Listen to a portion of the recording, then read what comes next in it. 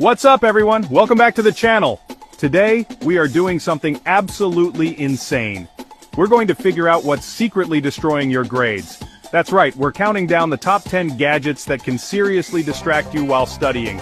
You might think your phone is the only problem, but trust me, there are enemies to your focus hiding in plain sight, and some of them are things you probably use every single day for school.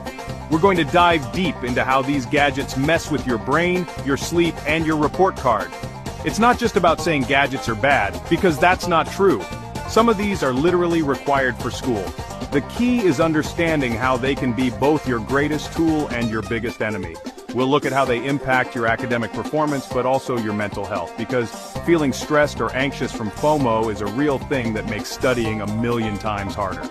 We're going to break down the science behind why you can't look away from that screen and how it affects your ability to learn. This isn't just a list, it's a survival guide for the modern student. So get ready to take some notes, because by the end of this video, you'll know exactly which gadgets to watch out for and, more importantly, how to manage their use for better focus and grades.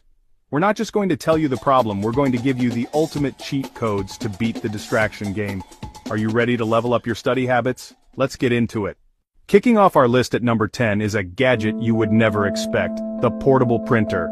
I know what you're thinking, a printer? How's that distracting? And that's exactly why it's so sneaky.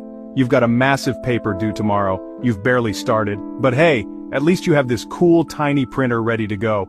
It feels productive, right? You're setting up the paper, connecting the Bluetooth, making sure the ink is full. You're getting ready to be a great student. But here's the trap. This little box can become the ultimate tool for procrastination. Instead of writing your essay, you spend an hour finding the perfect font or messing with the print settings. You convince yourself that preparing to print is the same as actually doing the work. It's a psychological trick we play on ourselves. The printer gives us a false sense of accomplishment, making us feel like we're on top of our assignment when, in reality, we haven't written a single word. Think about it. You tell yourself, I'll just print out the sources first, and suddenly you're down a rabbit hole of organizing PDFs. Or you say, I'll write the whole thing in one go, and print it at the last minute.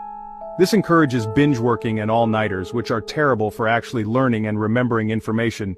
It creates a cycle of stress and delay, where the physical act of printing becomes a final, frantic hurdle rather than a simple last step.